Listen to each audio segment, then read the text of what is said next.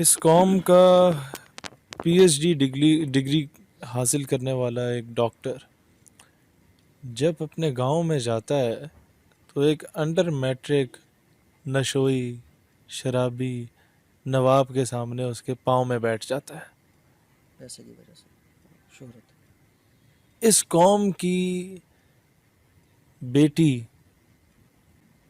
جب اپنے باپ کے ساتھ یا ماں بہن کے ساتھ اپنے نواب کی زمینوں میں کاشت کر رہی ہوتی ہے اور وہ نواب کا بیٹا جو گرلز کالج کے سامنے کاغذ کے ٹکڑے پہ اپنا نمبر لکھ کے تقسیم کر کے واپس آتا ہے تو اس کو گندی نگاہ سے دیکھتا ہے. اس کے باوجود وہ اسی کو اپنا نواب مانتی ہے. تو یہ وہ ذہنی غلامی ہے جو ہمارے اندر رچ بس گئی ہے. یہ قوم، اس کے پاس کوئی ایسا لیڈر نہیں ہے درد دل رکھنے والا کہ یہ قوم مجبور ہو گئی ہے کہ وہ جو نہ مردوں میں آتا ہے نہ عورتوں میں آتا ہے، لیکن کیونکہ وہ ایک سابق وزیر اعظم کا نواسا اور ایک سابق سابقہ وزیر اعظم کا بیٹا ہے تو اس کے علاوہ اور کوئی آپ کے پاس آپشن نہیں ہے. یہ قوم ذہنی غلامی کا شکار ہے. اس قوم کے پاس ایک محنتی قمر زمان کائرہ، ایک محنتی خورشید شاہ اور ایک محنتی بابا قائم علی شاہ اور ایک محنتی اعتزاز احسن جو ہے وہ کسی حیثیت اوقات کا حامل نہیں ہے. اس قوم کے پاس پیچھے بچ گیا ہے تو وہ شیخ رشید کا وہ پیار بچ گیا ہے جو بلاول کی صورت میں ادھر ہے.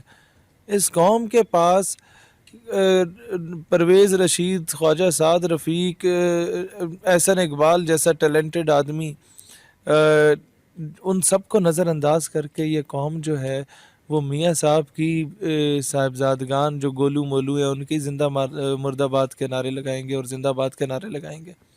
اس قوم کے پاس شہباز شریف کے بیٹے کے علاوہ کوئی اور آپشن نہیں ہے. اس قوم کے پاس یہ جدی پشتی غلامی چاہتی ہے. یہ قوم، میں اپنے علاقے میں جب جاتا ہوں تو میں اپنے علاقے کے لوگوں کو کہتا ہوں کہ یار اپنی کسی بڑے بندے کی شادی پہ جاؤ، وہاں جو وی آئی پی کا ٹیبل پڑا ہوتا ہے وہاں پر آپ کو peoples party, Noon league, P T I کے ایم این اے اور اس کے کینڈیڈیٹس ایک ٹیبل پہ بیٹھ کے کھانا کھاتے ہوئے نظر آئیں گے. ان کے پیچھے ایک دوسرے کے گھر کا رستہ کیوں بند کر رہے ہو؟ زاڈی زبان کہتے ہیں راہ بند کرنا، راہ کیوں بند کر رہے ہو؟ ان کے پیچھے اپنے گھر کی عورتوں کو کیوں چھوڑ رہے ہو؟ ان کے پیچھے رشتہ داریاں کیوں ختم کر رہے ہو؟ ہمارے گاؤں میں ہمارا ایک بڑے اچھے ٹرمز ہوا کرتے تھے، ایک کرنل صاحب ہیں، ان سے اور ان کی فیملی سے، وہ صرف اس تھرڈ کلاس پالیٹکس کے پیچھے یہ دو خاندان آپس میں الگ ہوئے. اور میں اب بھی کلپتا رہتا ہوں کہ کاش وہ وقت آئے کہ ہمارا پنڈ دوبارہ اکٹھا ہو جائے اور ہمارے پنڈ کے لوگ ایک دوسرے کے راہ نہ بند کریں، کیونکہ جس کے پیچھے یہ راہ بند کر رہے ہیں وہ تو ایک ٹیبل پہ بیٹھے ہوئے یار. تو we shouldn't act like this.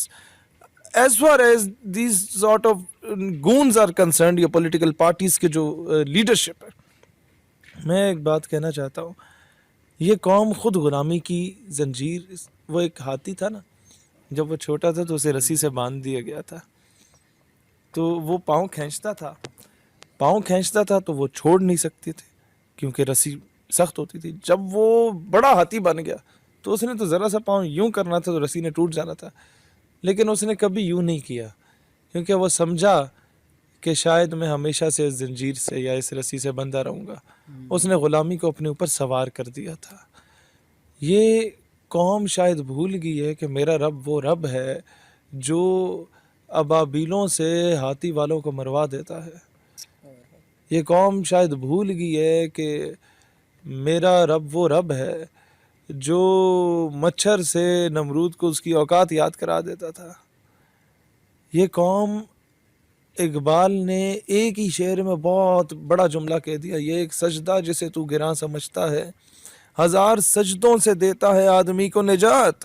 اگر تو رب کے آگے سجدہ ریز ہونا سیکھ جائے نا، تو پٹواری کے آگے نہیں جھکے گا، تو ایم این اے کے آگے نہیں جھکے گا، تو ایم پی اے کے آگے وزیر مشیر ان لچے لفنگوں کے سامنے نہیں جھکے گا جو جعلی ڈگریاں لے کے بیٹھے ہوئے، اور اگر تو ان کے آگے نہیں جھکے گا، تو کسی مقام پہ پہنچ گیا تو امریکہ کے آگے نہیں جھکے گا. یہ ایک سجدہ جسے تو گرا سمجھتا ہے، جیسے تو مشکل سمجھتا ہے نا کہ پانی ٹھنڈا ہے تو وضو کے میں کریں گے، ساڈا بھی یہ حال ہوتا ہے. ایسے ہی 1000 سجدوں سے دیتا ہے آدمی کو نجات. تو جھکنا تو سیکھنا.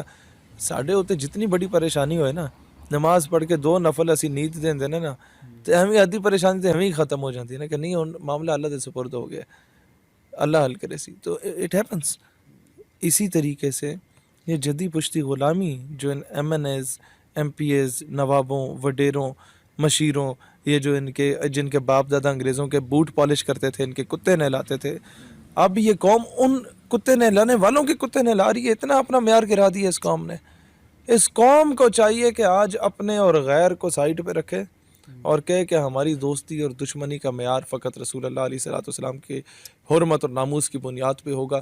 جو ان کے ساتھ وفادار ہے، if he is from PMLN, People's Party, PTI, Labek, JUI or from anywhere, if that particular person is sincere with the dignity and honor of Rasulullah alayhi salam, I would be the first one to support him. If someone denies the basic ideology of Pakistan, میرے ملک کے نظریے کا کوئی بندہ مخالف ہے، تو I would be the first one جو اس کو اپوز کرے گا، جو اس کا گریبان پکڑے گا. یہ قوم اپنی دوستی اور دشمنی کا معیار اسلام اور پاکستان کی بنیاد پہ رکھ دے، ایک قوم سپر پاور بن سکتی ہے. اس قوم میں وہ ٹیلنٹ ہے.